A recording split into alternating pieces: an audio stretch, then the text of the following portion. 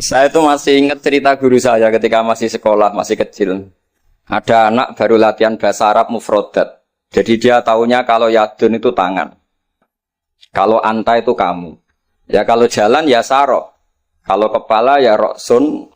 Kalau saya ya ana. Ketika dia baru ahli mufrodat, di Arab kepalanya diusap-usap sama orang Arab.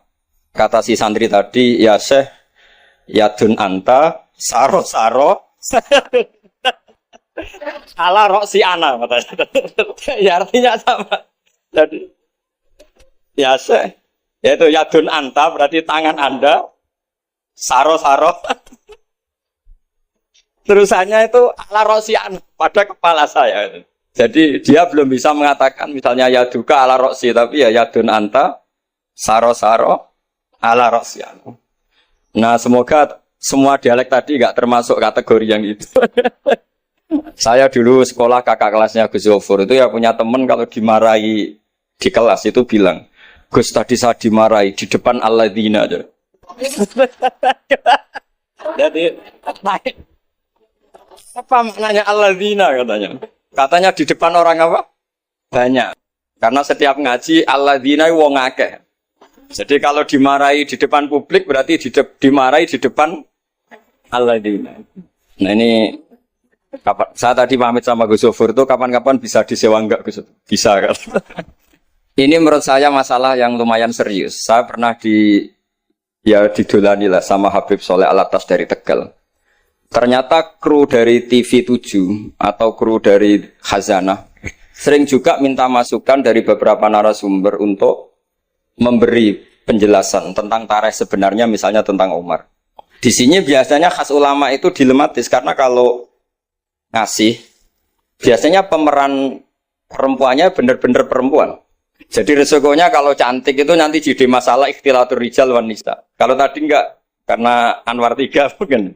Atau mbak-mbaknya enggak mau berdampingan dengan Abu Jahal, enggak tahu tadi. Jadi saya enggak tahu tadi pertimbangannya itu fikhan atau apa trauma ya, karena takut itu. Para adik-adik santri yang saya cintai, saya bersyukur sekali karena saya biasanya nggak pernah mengacara mau itu hasanah ini mutor ya, karena yang merintahkan guru kita yaitu Kiai Haji Agus Abdul Ghafur. Begini, saya punya usul pada anak-anak. Saya bagaimanapun sangat mencintai Pondok Al Anwar. Saya usul sama anak-anak, terutama yang putra ya, supaya tetap menghafal fikih. Jadi kalaupun ditakdir nggak bisa berbahasa Arab kayak tadi, kayak Abu Jahal dan siapa tadi, Sayyid Hamzah dan sebagainya, setidaknya menghafal ahkam fikih. Al-ahkam al-fiqhiyah. Jadi saya mohon muhafadzahnya itu tidak hanya Quran lafdzon wa tilawatan, tapi menghafal ahkam. Ini penting sekali karena kelebihan kita di kampus. Ini pengalaman saya kerja di kampus. Keunggulan kita adalah kita ini hafal kepastian hukum fikih. Jadi misalnya Kangkang harus hafal meskipun nggak bisa baca teksnya kalau iddatul mutafa'an hazaujuha itu arba'ata asyuri wa asyra. Kalau dia min dzawatil hamli wa ulatul ahmali ajaluhunna ayyatuna hamlahun dan sebagainya dan sebagainya. Ini penting sekali karena ternyata yang saya baca beberapa orientalis atau beberapa orang barat itu masuk Islam itu karena Islam itu dianggap hukumnya itu detail. Termasuk mengatur pernikahan, perceraian, tata kelola ekonomi, tata kelola negara dan sebagainya dan sebagainya. Saya pernah ditanya menyangkut ekstremis. Kalau dalam bab dosa besar misalnya. Akbarul kabair ba'dal isyrak billah adalah qatlul mu'min. Jadi dosa terbesar setelah isyrak billah adalah qatlul mu'min. Membunuh orang mukmin. Lalu pertanyaannya adalah kita hidup di negara Indonesia yang penjahatnya ya mukmin atau muslim. Yang kadang premannya juga mukmin juga muslim. Lalu kalau kita membela diri, duel gitu dengan penjahat, lalu kita akhirnya membunuh si penjahat tadi. Apakah masuk ayat wa may yaqtul mu'minam muta'ammidan karena dia orang mukmin? Jawabannya adalah kitab fikih itu menyediakan bab namanya kitabus siyal. Bahwa mangqutila duna mali fahuwa syahid. Mangqutila duna ahli fahuwa syahid. Orang yang duel dengan penjahat kemudian dia mati adalah dia mati syahid. Dan dia kalau terpaksa membunuh, tentu ada aturan-aturannya ya dengan tertib yang ditentukan di kitab-kitab fikih. Itu penjahatnya damnya itu muhaddar. Sehingga dia tidak kena kisos. Si sahibul bait tadi yang punya rumah tadi. Sehingga dengan fikih-fikih yang detail saya harapkan santri sarang. Karena dulu Mbak Zubair itu ma'ruf bil faqih. Saya sering kalau ngajar cerita bahwa misalnya Gus Zofur ngaji sama Mbah Mun ngaji sama Mbak Zubair ngaji sama Mbak Fakih Mas Kumambang, Mbak Fakih ngaji sama Mbak Mahfud Termas. Lah Mbak Mahfud ini muridnya Sayyid Abi Bakar Sato, Sohibul Li'anat. Sayyid Abi Bakar Sato punya kakak namanya Sayyid Umar Sato. Itu dulu kiainya mbahnya Mbah Mun itu. Ahmad Su'aibin. Itu dulu berwasiat kalau ngojlok adiknya Sayyid Abi Bakar Sato yang punya kitab I'anah itu. Serana gunane mulang kitab gede-gede, sing penting apal kan. Akhirnya kita ini korban konsepnya Sayyid Umar, jadi disuruh muhafadzah. Karena memang harus hafal, jadi mahfudot saat tadi jagoan sama Gus Zofur. Apa ingat ketika dulu muhafadzah?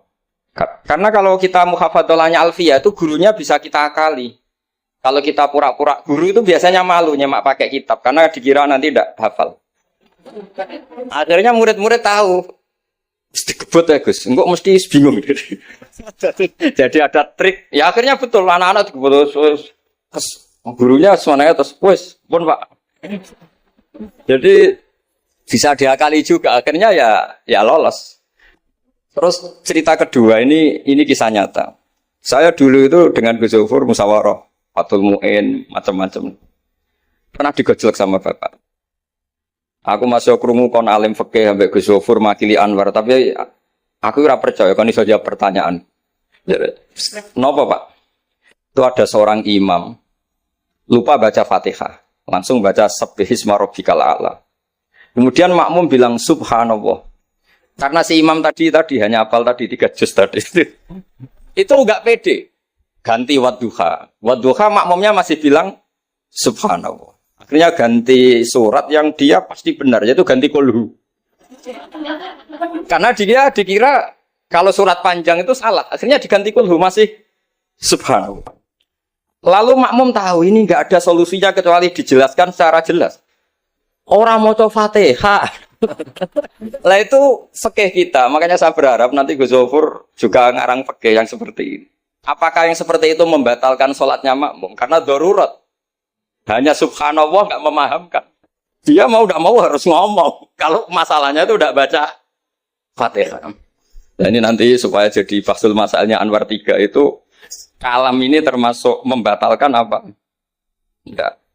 Karena kalau cari padanan ayat Quran tentang Fatihah juga tidak yakin imamnya paham. Misalnya pura-pura baca walaqad atainaka sab'am minal mathani yang artinya Fatihah juga saya yakin imamnya juga nggak paham. Jadi ini ada masail-masail fiqhiyah yang setelah ditanyakan memang fikih dulu itu tidak memuat. Kita harus kreatif, tapi bukan berarti merasa istihad untuk jawab beberapa pertanyaan. Terus cerita keempat, ini tentang guyonan-guyonan ilmiah. Dulu itu kata Mbah Mun itu sering cerita, dan ini etika modern ya. Kebetulan norma modern dalam dunia akademik seperti ini, yaitu skeptisme. Jadi orang itu harus agak ragu kalau dengan pendapatnya. Ada seorang alim itu yakin kalau orang naik bulan itu tidak mungkin. Karena dia percaya dengan teks Al-Qamar itu fisama irrobiah. Tapi kata muridnya, itu Kiai Kudus. Semuanya dua-duanya Kiai Kudus. Itu Kiai terkenal semua. Kalau menurut muridnya, pokoknya mungkin Yai. Orang mungkin. Terus dia cerita kola Rasulullah gini. Panjang lebar. Itu bantah-bantahan itu sampai 3 jam. Sampai dekati fajar. Setelah dekati fajar, kata gurunya, pokoknya cara aku gak mungkin. Terus muridnya bilang, alhamdulillah, ya pun betul nopo-nopo. Gurunya janggal. Kenapa kamu sekarang taslim, padahal mulai tadi kamu terus bantah saya? Karena guru saya sudah bilang menurut saya. Itu haknya guru, kalau bilang menurut saya. Tadi Anda bilang, Pak Guru bilang pola Rasulullah. Itu Rasulullah itu milik kita semua. Jangan-jangan tafsir guru salah, makanya saya bantah terus. Jadi itu unik. Tapi kalau sudah menurut saya, ya sudah itu menurut guru. Kalau tapi bilang kalau qala Rasul gini-gini bisa saja guru salah dalam menafsirkan qala Rasul. Ini penting sekali dalam ulumul Quran. Saya yakin Gus Zofur lebih tahu. Misalnya begini. Saya sering kali digugat oleh para saintis, Pak Baha, dalam proses embriologi itu tidak ada min alakir segumpal darah. Yang ada dalam embriologi itu alak itu ya semacam zigot yang nempel di dinding rahim. Kemudian itu yang nanti jadi janin. Kalau segumpal darah ya orang keguguran katanya. Nah, terus saya tanya, apa ada di Quran itu segumpal darah? Kata dia ada min alakin. Saya bilang, saya ini hafal Quran, tidak ada kata segumpal darah. Kalau min alakin ada kata saya gitu. Terus, tapi kata kiai-kiai itu begitu apa? Ya tapi tetap Qurannya itu min alakin, bukan segumpal darah. Yang ada segumpal darah itu terjemahannya, bukan Qurannya kata saya gitu. Ini penting saya utarakan. Nanti kalau terbukti secara sains bahwa nggak ada proses embriologi itu segumpal darah, itu yang salah bukan Qurannya, tapi kita yang mengartikan bahwa alagen itu segumpal darah. Sehingga kalau kamu mengartikan alagen segumpal darah, kamu harus bilang ini menurut saya, bukan menurut Allah dan Rasul. Nanti kalau kamu bilang segumpal darah menurut Allah dan Rasul, berarti kalau penelitiannya salah, yang salah Allah dan Rasul. Nah, meskipun tentu sesuai ilmu balaghah bisa saja min alakin benar-benar maknanya segumpal darah, karena untuk litahjin atau untuk litakbeh supaya manusia tidak sombong diceritakan dia diciptakan sejenis segumpal apa? Darah, bukan harus materinya dari segumpal darah tapi sejenis itu. Ya untuk supaya manusia tidak sombong. Bisa saja kalau cara balaghah demikian. Ini kembali ke Umar tadi, saya ketika melihat drama Umar tuh Sayyidina Umar itu berkali-kali punya pendapat.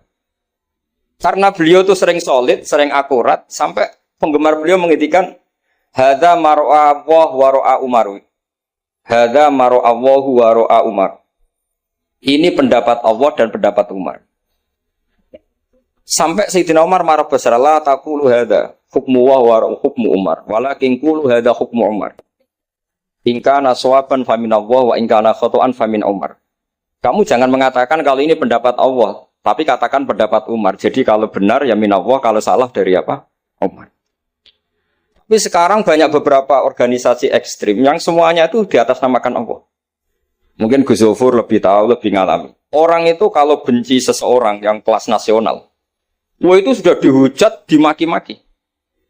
Kita yang menemani mereka itu juga dihujat. Wong fasik, wong keliru kok dikancani. Karena pikiran fikihnya adalah kita harus tafrik bainal haqqi wa bainal batil. Harus jelas ada demarkasi mana hak, mana apa? Batil. Itu fikih yang sementara kita pelajari. Sehingga mungkin orang enggak apa ya istilahnya akan menyalahkan lah. Saat kita bertemanan dengan orang yang macam-macam di Jakarta, apalagi orang liberal macam-macam. Tapi kalau sampean ngaji lagi di atas itu, misalnya belajar ilmu tasawuf, kita diajarkan, kalau kamu berteman sama orang dolim, ma tadri madza yuhtamu bih. Orang dolim itu kamu pun tidak tahu madza yuhtamu bih. Jangan-jangan dia yuhtamu bi husnil khotimah. Kamu juga nggak pernah tahu madza tuhtam. Apa kamu nanti tuhtam bi husnil khotimah apa su'il khotimah. Sehingga orang-orang tasawuf itu melihat orang dolim ya tetap hormat. Karena tidak tahu nanti akibatnya jangan-jangan dia husnul khotimah. Kita yang su'ul khotimah.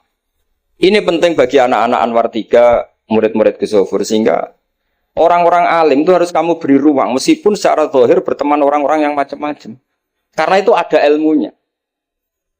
Kita tidak ngambil sikap, itu ada ilmunya. Makanya di kitab Hidayatul Hidayah, beberapa kitab tasawuf diterangkan, kalau kamu melihat orang fasik, jangan-jangan yuhtamu bi husnil khotimah. Kamu tidak. Kita ingat cerita Wahsy. Wahsy itu orang yang dilaknati Rasulullah karena qatilu Hamzah. Ketika Nabi aksara min la'nil kuffar, malah nazala qaulu ta'ala laisa laka minal amri apa? Syai'un aw yatuba alaihi. Dalam surat Ahzab ketika Allah mensifati orang munafik, itu masih ada kata wa yu'adzibal munafiqina insya'a. Masih ada kata aw yatuba alaihi. Kemungkinan orang munafik adalah Allah menyiksa mereka insya'a atau memberi toh. Sehingga banyak ulama, terutama guru kita Syekhina Kiai Maimun Zubair, itu berteman orang macam-macam enggak masalah. Dan kadang-kadang banyak menimbulkan kekecewaan. Ini nanti enggak ada tafrik bainal haqqi wa bainal batil. Nah, saya akan menjelaskan di sini bahwa itu ada ilmunya. Ada ilmunya. Banyak orang sing la'anahu Rasulullah. Bahkan da'a alaihi Rasulullah kayak Wahsy, kayak Khalid bin Walid. Kaifa yukhlifu qaumun fa'alu bi'ihim hakadha. Zaman itu binabihim hakadha. Yaitu ketika Rasulullah perang Uhud itu syujja wajjuh wa kusirat rubaiyatu wa udmiyat lisatu. Ketika Nabi babak belur wajahnya, kata beliau, kaifa yuflihu qaumun fa'alu bi nabiyhim hakadha. Tapi apa yang terjadi? Justru Khalid bin Walid itu masuk Islam. Wahsy qatilu Hamzah juga masuk. Sehingga saya meskipun punya sikap, tentu saya sebagai orang punya pilihan gaya hidup. Mungkin saya ya akrab lah kalau sama misalnya Mas Nusron gitu. Tapi kalau Gus Zofur akrab. Tapi saya menghormati, itu pasti ada ilmu. Saya jaga jarak ya ada ilmunya. Gus Zofur berteman juga ada ilmu. Nah, ini yang saya harapkan dari Anwar. Mohon ilmu ini diperkuat. Karena basis terkuat peradaban adalah ilmu. Ilmu menyediakan segalanya. Saya masih ingat Gus Mek Peloso itu akrab sama bapak saya. Karena beliau senang semaan. Kebetulan pendiri semaan Jantiko itu bapak sama Gus Mek. Jamiyah anti koler itu awalnya. Selama-lama diganti Mantap. Terus di era putra-putranya diganti Tigrul Hafilin. Itu kalau jagungan sama bapak itu beliau bilang intinya begini. Iya nahi mungkar, kenal era gelem kok nahi mungkar. Oleh proses piye oleh tarbiyah piye kenal era gelem. Meskipun tentu anak-anak tidak saya sarankan seperti Gus Mek karena jadab Anda tidak mesti sukses kayak Gus Mek. Itu kan resiko. Karena untuk sukses itu butuh keramat, butuh macam-macam lah. Kalau sampean latihan gitu pasti ditangkap keamanan itu. Karena itu masalah gitu kalau di pondok masalah. Tapi apapun itu, kita punya cukup khazanah ilmiah untuk melihat itu. Saya berkali-kali kalau acara di Pondok Hajan sering bilang, berteman orang fasik itu tidak boleh. Wa in kana dasarin fajan dibu suratan. Kalau berteman orang fasik itu tidak boleh karena nanti ketularan fasik. Tapi kalau dibalik, pertanyaannya dibalik. Mbah niki membina orang fasik. Dan di antara membina tentu prosesnya itu berkawan macam-macam.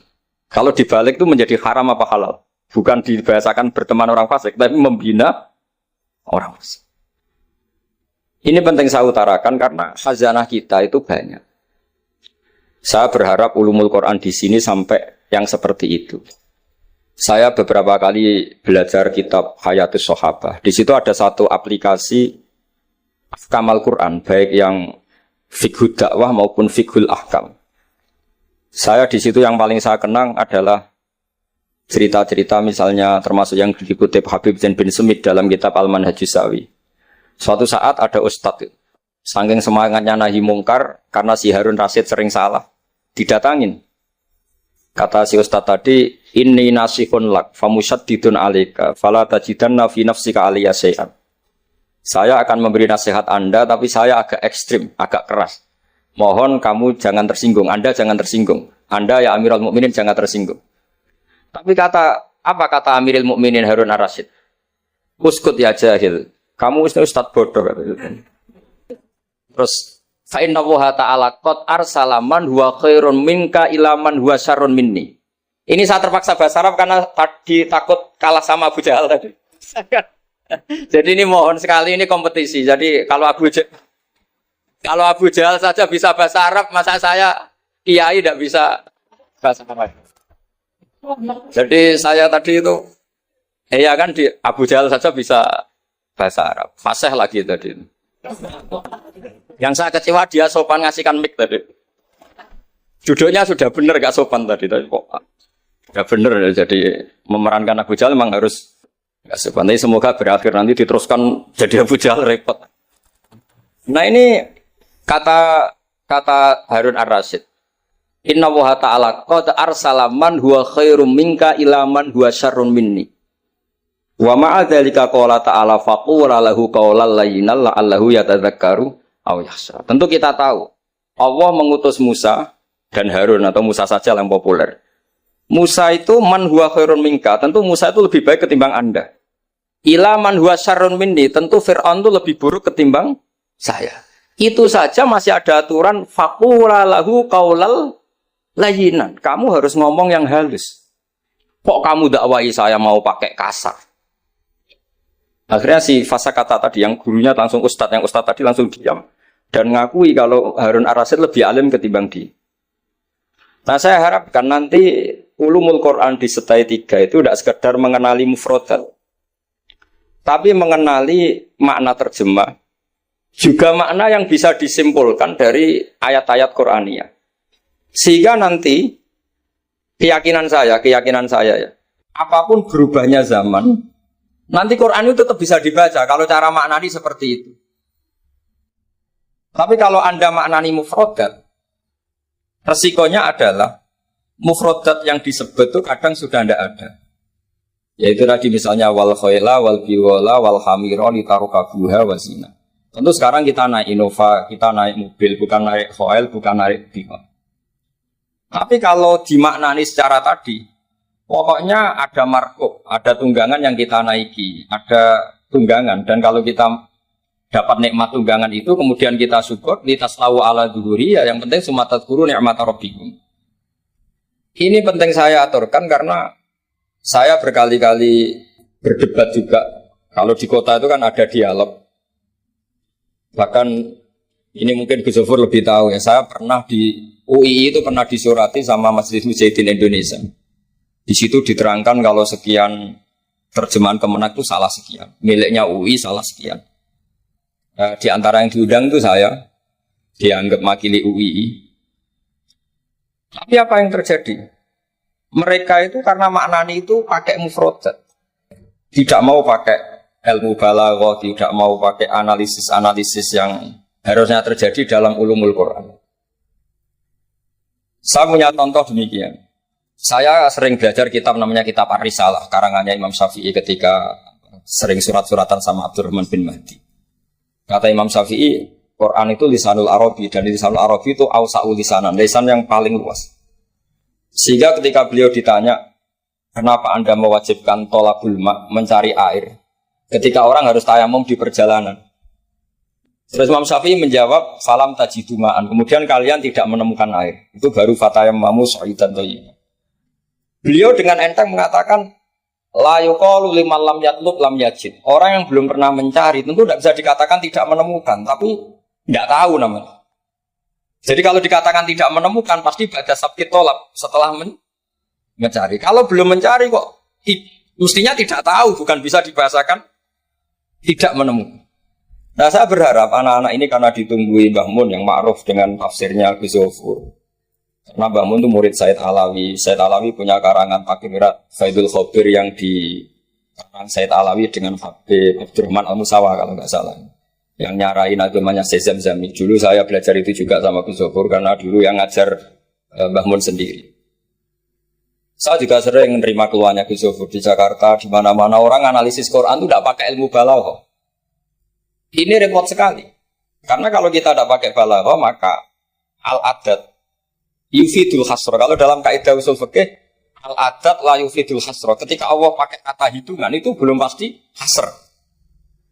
Jadi taruh saja misalnya begini, ini yang kisah nyata dalam hadis sahih. Ketika Rasulullah itu memintakan maaf sama orang munafik, terus kata Allah mengingatkan intastaghfir lahum sab'ina marratan fala yaghfirullahu lahum. Kata Nabi, jika 70 tidak bisa dimaafkan, wa sa'azidu ala sab'in. Ya sudah, saya tambahi lebih dari 70. Ternyata sama Allah didhawuhi, maksudnya tidak gitu. Kamu mintakan ampun untuk orang munafik maupun tidak, sama-sama tidak saya ampuni.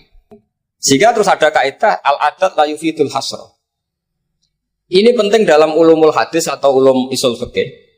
Karena kalau nuruti adat, Nabi sering dawuh misalnya man sholal bardan dakhalal jannah. Orang yang sholat pada waktu dua dingin yaitu subuh dan asar dakhalal. Terus kamu mau tidak sholat zuhur misalnya, dan sebagainya dan sebagainya. Nabi sering menyebut kebenaran, misalnya kebaikan adalah ini. Terus kamu tidak akan melakukan kebaikan yang lain, tentu tidak mungkin. Ini masalah-masalah yang menurut saya serius semenjak ada banyak ormas-ormas yang sidik-sidik katanya kembali ke Quran dan apa? Hadis. Itu tapi kalau guyonannya orang-orang pesantren, ya kamu saja yang kembali. Karena keluar Anda terlalu jauh. Kalau kita tidak perlu kembali, wong sudah di dalam katanya. Yang keluyuran kemana-mana kan kamu. Kalau kita tidak pernah kemana-mana, jadi ngapain kita yang kembali? Anda saja yang apa? Kembali. Jadi ini penting ya, penting sekali.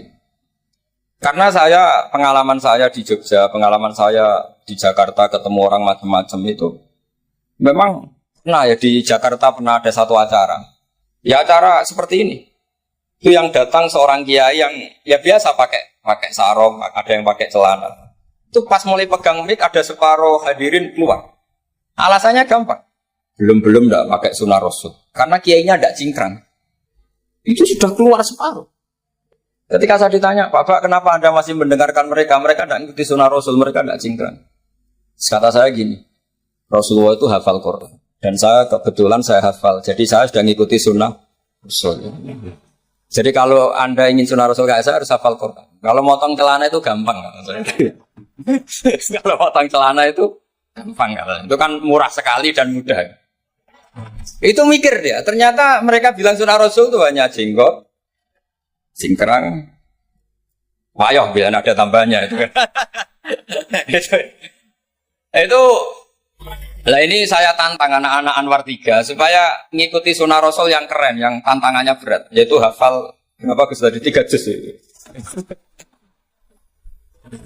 Itu saya tuh sering protes sama anak-anak. Itu nanti kalau ketemu malaikat Jibril, Anda dianggap mengikhtisar Quran. Oh, itu kan.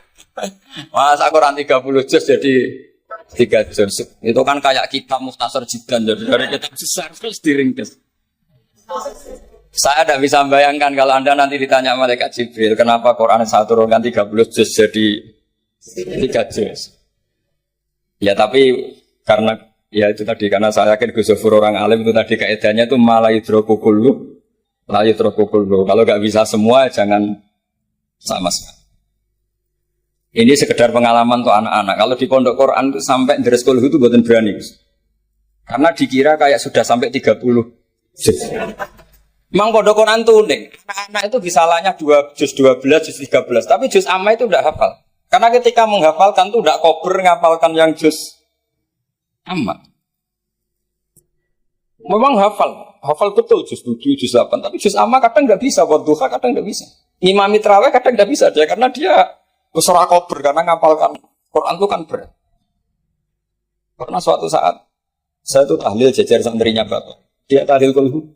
Waktu tahlil kulhu itu juz 30, kayak apal 30 aja gitu. Jadi untuk baca kulhu itu memang harus urut setelah melewati juz 1, juz 2 sampai juz 3. Sampai seperti itu. Gayanya baca kulhu kayak wis apal juz 30. Sehingga di pondok Quran tuh enggak ada yang berani terus juz 30 karena kesannya kan sudah. Iya, jadi itu tradisi yang mungkin ya mungkin beda itu. Saya sendiri juga agak seneng kalau ada santri kok terus juz 30 itu kok melete itu kok sudah. Nah ternyata di sini saya ketemu santri-santri yang jurus juz 30 terus ini. Wah ini menurut saya ini agak masalah dalam tradisi saya ya, dalam tradisi kami. Jadi ya itu tadi karena cara pandangnya beda. Jadi cara pandangnya beda. Tapi saya berkeyakinan memang saya sering ketemu Gus Iit, adiknya Gus Zofur itu. Beliau sering cerita ke saya, Gus kalau bisa nanti sarang itu semacam kayak Islamic Center. Karena kita tahu semua kayak apa alimnya Gus Naji, kayak apa alimnya Gus Zofur, alimnya putra-putra Mbah Mun. Sesuai bidang spesifikasi ilmu masing-masing. Saya sering dinasihati yai bahwa semuanya itu ada ilmunya. Tadi misalnya Anda tidak tegas sama orang fasik, itu ya ada ilmunya. Karena mungkin kita tawaduk la nadrima yuftamu bihi. Kita tidak tahu si fasik tadi yuftamu bi apa, kita tidak tahu. Kita sendiri nggak pernah yakin kalau kita nuftam misalnya bagus nih khotimah. Saya kalau di Jogja ketemu orang liberal, ketemu orang macam-macam, saya pakai ilmu itu. Tapi kalau saya ngaji di pesantren pakai ilmu at-tafriq bainal haqqi wa bainal batil. Kalau santri baik ya tak puji, kalau yang nggak baik ya. Tapi yang jelas nggak tak saboyong. Karena pondok saya bilang tidak punya adat boyong. Kata bapak, kena keramat, santri sing beling dilalap boyong, tapi jogeman boyong gitu. Jadi berarti karena kalau musuhnya boyong berarti tidak keramat karena pakai kriteria fikih tadi pakai. Ini penting saya aturkan karena jangan sampai khazanah kearifan wali songo yang kancanan orang macam-macam. Ada 7 hari ya diterima, 40 hari ya diterima. Zaman itu ya nggak diterima sebagai khurafat bid'ah ya enggak. Sehingga menurut saya wali songo itu adalah panutan di mana itu semuanya diselesaikan bil ilmi. Bukan karena emosi si reaksi itu enggak, semuanya bil ilmi. Saya pernah baca kitab Al-Minanul Kubro karangannya Imam Sa'roni. Beliau cerita sebagian ilmu itu sudah keluar dari afdholiyah karena satu kondisi. Misalnya sebaiknya amal itu sirron. Tapi kenapa guru-guru kita Mbah Mun sendiri sering pengajian besar, Gus Sofur, banyak lah yang mau acara besar. Saya sampai sekarang nggak pernah punya acara besar. Wiling-wilingan saya yang pengagum sirron gitu. Tapi ternyata di kitab-kitab kita, kata Abdul Hasan Asadili mengatakan, alinu bito atikum, kama yatadzoharu ghairukum bil ma'asi. Maksiat di Jakarta di mana-mana begitu ekstrim, dangdut begitu terbuka, diiklankan besar-besaran. Tapi kalau pengajian nggak besar-besar, dulu itu pengajian itu nggak ada yang besar karena mahal. Dulu orang soleh itu ciri utamanya adalah khifatul ma'unah, biayanya sedikit. Sekarang karena mereka besar-besaran menyebarkan maksiat, kita akhirnya kata Abdul Hasan Asyadili, kamu kalau taat harus iklan, a'linu bi ta'atikum, kalau taat harus dipertontonkan. Sehingga seneng saya misalnya tadi dipertontonkan anak-anak ahli bahasa Arab, sampai Abu Jahalnya saja bisa. Wah, itu kan satu prestasi yang luar biasa. Kalau Abu Jahalnya saja alim, apalagi yang tidak Abu Jahal. Apalagi Abu Jahalnya tadi sopan. Wah itu bagus sekali itu. Itu pasti Abu Jahal kecewa itu diperankan orang yang sopan. Itu udah gue banget katanya. Itu pasti kecewa. Abu Jahal itu pasti kecewa. Jadi ini penting ya, karena kita punya guru yang al-mutabakhir. Seperti Mbah Mun, seperti Gus Sofur. Jadi kita harus baca kitab itu banyak. Oke, ada haram yang kita tegas, ada halal yang kita tegas. Misal al-halalu bayyinun wal haramu bayyinun. Tapi selalu ada masalah yang wa bainahuma umurun mustabihatun. Ada sesuatu yang memang dari awalnya enggak jelas. Kalau sesuatu itu enggak jelas, kita harus bersikap enggak jelas. Jangan sesuatunya enggak jelas, kita sikapnya jelas. Ini penting kolaborakan karena sekarang tuh orang banyak yang ekstrim dengan dalih ilmu. Kadang dengan dalih qala Allah Ta'ala, qala Rasul. Itu pesannya Sayyidina Umar. Kalau bisa jangan. Karena makna yang tasreh, makna yang eksplisit, makna yang sorry seperti itu, jangan-jangan subjektivitas Anda. Seperti tadi si Ustadz tadi, ketika dia tegas, dia seakan-akan bahwa mandat Tuhan, kalau saya harus ulil haqqa walau kana murron, misalnya seperti itu.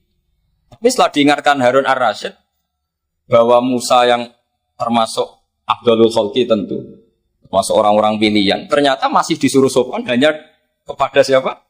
Fir'aun, yang jelas Toro. Ini pelajaran bagi kita, makanya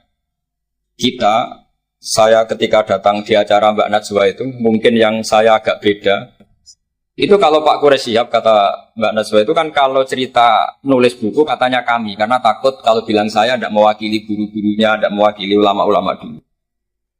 Tapi kalau anak-anak Anwar 3 tidak harus seperti itu, boleh nggak apa-apa kata saya. Jagani nak salah itu sing salah sampai antok. Itu kalau musonep ngarang kitab bilang kami, itu Gus Sofur ke bawah nanti. Jadi saya itu dalam konteks itu tidak sependapat. Karena resikonya tinggi sekali. Misalnya ngarang bahasa Arab bilang kami jumlah tadi yadun anta saro-saro ala rosi anak gitu kan. Itu fatal sekali. Terus ini yang terakhir, karena saya tabarruk sama para sahabat. Ketika tahun kedua, tadi Gus Sofur menyinggung perang Badar. Ketika tahun kedua, itu baru kedua dari Hijriyah. Itu para sahabat itu sudah banyak yang hafal Quran. Dan faham, padahal baru tahun kedua. Yaitu yang bawa itu Mus'ab bin Umar. Itu ketika Rasulullah mau perang Badar dan istasyarah, meminta musyawarah sama orang-orang Ansor. Istasyarah al-Ansor. Karena orang Ansor itu hanya punya kompensasi, jika engkau ya Rasulullah ke Madinah, Yasrib dulu, maka kita akan melindungi engkau sebagaimana kita melindungi nisa'ana wa abna'ana. Tapi masalahnya perang Badar itu Rasulullah harus keluar dari Madinah. Rasulullah sehingga khawatir jangan-jangan orang Ansor tidak berkomitmen dengan perjanjian itu, karena itu di luar apa? Perjanjian, karena sudah keluar dari Madinah. Ketika istasyarul Ansor, apa kata itu? Miqdad bin Aswad, ada yang nulis Miqdad bin Amr. Karena bapaknya namanya Amr, cuma dia masyhur disebut Miqdad bin Aswad. Ada rawi yang mengatakan itu Sa'd bin Mu'adz, tapi yang jelas itu Miqdad bin Aswad. Ini ingat ya, tahun kedua dari Hijriyah. Apa kata Miqdad? La naqulu laka kama qalat Banu Israil Fadhab anta wa rabbuka faqatila inna hahuna qa'idun. Walakin idhab anta wa rabbuka faqatila inna ma'akuma muqatilun. Ya Rasulullah, kamu jangan khawatir kalau kita-kita ini pecundang kayak orang Bani Israel. Orang Bani Israel itu kurang ajar sekali. Mereka yakin kalau Musa itu orang hebat. Dan tentu Allah adalah zat yang super. Ala kulli syai'in. Kalau Allah itu superior, kemudian kamu kenapa susah-susah ngajak kita? Buat jenengan sama Allah datang ngelawan Jababiro, tak tunggu beritanya. Itu kadang-kadang santri sekarang ya kayak Bani Israel. Itu kalau ngerti kiainya keramat, misalnya Gus Zofur lari seminar keramat, terus kiai kuwi sugih ora usah diaturi. Jadi kadang keyakinan itu ya salah. Seperti tadi, Nabi Muhammad itu para pangeran, nak perang ora usah dibantu, kan bisa melibatkan Jibril, Israel kan selesai. Itu bisa fatal kalau seperti itu. Banyak loh kiai-kiai keramat ngeluh itu karena santrinya terlalu kultus keramat, terus santrinya orang mikir kiai ini. Ini buatan nyindir fakta gitu, terus biasa mawon. Dan terus menurut saya itu tradisi yang salah. Kalau di Sidogiri itu santri yang paling miskin, misalnya akhir sana, tapi nggak perlu ditiru. Gus Zofur itu orangnya ikhlas, nggak perlu ditiru. Itu misalnya santri 100 sih urun 10.000-an, 20.000-an, diaturkan gurunya. Karena adat Madura itu panen jagung ya gurunya punya hak, panen apa saja ya gurunya. Itu nggak nunggu kaya. Kalau adat sana kan nggak nunggu jadi alumni, jadi kaya baru ingat kiainya. Itu kalau tepahan kiainya sudah meninggal kan terus repot gitu. Itu kata orang tadi siapa itu Mikdad bin Aswad. La naqulu laka kama qalat Banu Israil. Fadhab anta wa rabbuka faqatila inna hahuna qa'idun. Walakin idhab anta wa rabbuka faqatila inna ma'akuma muqatilun. Tapi silahkan ya Rasulullah, engkau berangkat. Kita akan mengikuti engkau ikut perang. Artinya apa? Mereka bisa memahami Quran, meskipun itu kisah tentang Bani Israel. Mereka tahu sindiran Quran, mental yang benar kayak apa, yang salah kayak apa. Dan itu yang ditiru kitab Fathul Mu'in. Misalnya kitab Fathul Mu'in menulis begini. Misalnya ya, waktu sannu misalnya, as-sholat binasatin. Atau wa yusannu nasatun di sholatin. Disunatkan kalau mau sholat itu sumringah, kelihatan happy, kelihatan senang. Wa yusannu nasatun di sholatin. Terus di penjelasannya sederhana. Fa inna Allaha ta'ala dzamma li tarikihi wa qala wa idza qamu ila sholati qamu bis. Kalau mau sholat itu harus kelihatan sumringah, happy, kelihatan senang, isyuk, bronto mau sholat, mau ketemu Allah, mau ngajak. Karena Allah itu mengkritik orang yang meninggalkan nasyad. Yaitu kalau mau sholat aras-arasan. Terus beliau menyitir wa idza qamu ila sholati qamu besar. Sehingga ketika kita baca tentang orang munafik, bukan berarti untuk orang munafik di sana, kita di sini. Seakan-akan kita terbebas dari sifat orang apa? Itu bukan da'bu ulama'ina, bukan ahwal ulama'ina. Ahwal ulama kita ketika baca Quran adalah otomatis kita memahami. Dan memahaminya itu bisa mafhum yang luar biasa, kayak tadi. Kayak yang saya ceritakan tadi, Harun Ar-Rasyid, kayak siapa tadi, Mikdad bin Aswad, dan kayak tadi Fathul Mu'in misalnya. Sama dengan model-model karangan Imam Ghazali. Imam Ghazali kalau ngarang kitab itu sebenarnya sederhana. Setelah kita teliti itu semuanya ya sederhana sekali. Artinya ayat yang dikutip itu sering kita baca. Tapi beliau secara indah, secara menakjubkan, itu bisa ngambil kesimpulan yang luar biasa. Saya punya kitab Mufrodat yang dikarang oleh beberapa ulama. Dan beliau cerita tentang kehebatan Sayyidina Ali dalam menafsirkan Quran. Kata Sayyidina Ali, saya tidak bisa membayangkan dahsyatnya angin ketika mengobrak-ngabrik kaum Mu'ad. Karena anginnya angin balelo, nggak terkendali. Ya, karena Allah punya tradisi begini, kata Sayyidina Ali. Wa im min syai'in illa indana khazainuhu wa ma nunazziluhu illa biqadarin ma'lum. Segala sesuatu itu terukur dan saya turunkan juga dengan ukuran yang pas, biqadarin ma'lum. Tapi ketika Allah mensifati angin yang untuk kaum Ad disebut birihin sorsorin atiyah. Atiyah maknanya balelo, pakai tak. Ya pakai tak. Terus yang sebagian ayat tentang Nabi Nuh. Inna lamma taghal ma'u hamalnakum fil jariyah. Togho itu maknanya lacut. Jadi air sudah gak terkendali, kayak di luar kendali malaikat. Sudah togho, sudah balelo. Saking balelonya yang main hantam saja. Kata Sayyidina Ali, Sehingga dua ayat ini menunjukkan betapa dahsyatnya banjir karena diredaksikan ghalma. Begitu juga betapa dahsyatnya angin karena disebut dirihin sorsorin atia. Jadi yang namanya atia itu pakai tok ya. Ini ain tok ya, ini yang pakai apa? Ain alif ta. Jadi dari mufradat ini kelihatan bahwa benar-benar dahsyat. Karena Allah punya adat segalanya terukur. Ternyata di situ disebut tohornya semuanya sudah keluar dari apa? Ukuran. Ini saya mohon sekali karena anak-anak Anwar 3 ini menangi Mbah Mun, menangi Gus Sofur. Saya sendiri diminta beliau bantu ngajar di sini. Jadi saya mohon sekali karena ini banyak banyak ya nabi al-ilmi lah, banyak sumber-sumber ilmu. Tolong sekali dimanfaatkan yang baik.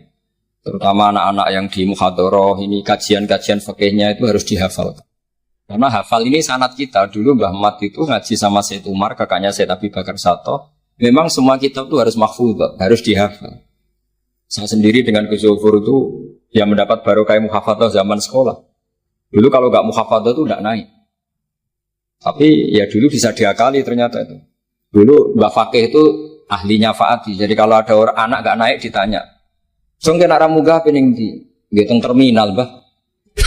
Ngoten niku Mbak Fakih terus diunggahno, kata beliau, "Nak nganti ning terminal dadi wong nakal aku sing kedosan." Mergo tadi mayu ati ilal haram nggih. Haram. Sehingga dulu masyhur. Kalau anak-anak ndak naik itu sudah kong kali kong. Kok nak takoki muni ning terminal yo.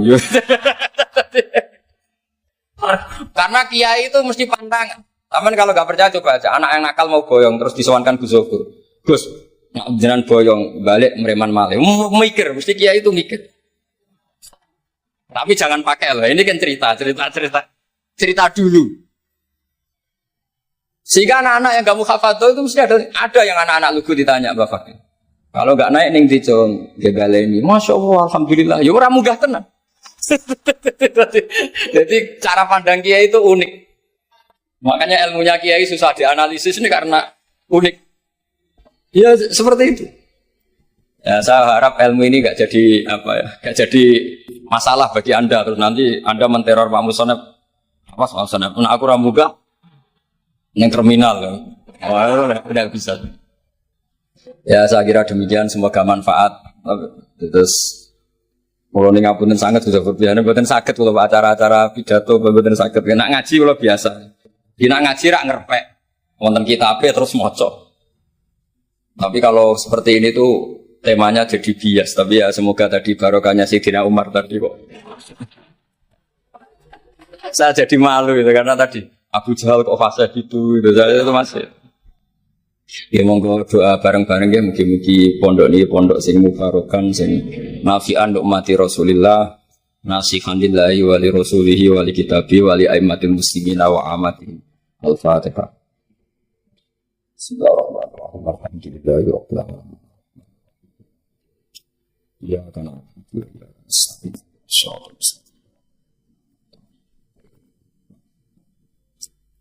Bismillahirrahmanirrahim. Nafilatu kaya maghfur ya syakur wa salli wa sallim ala nabiyyika Muhammad. Salli ala khalilika Ibrahim wa nasika Musa Sufika Isa wa salli ala anbiya'ika wa rasulika. Sallallahu ya Allah taruk ya fitnah. Wa taruk bil fitnah. Wa taruk bil fitnah. Allahumma sirf ala surat ma syi'ta kaifa syi'ta.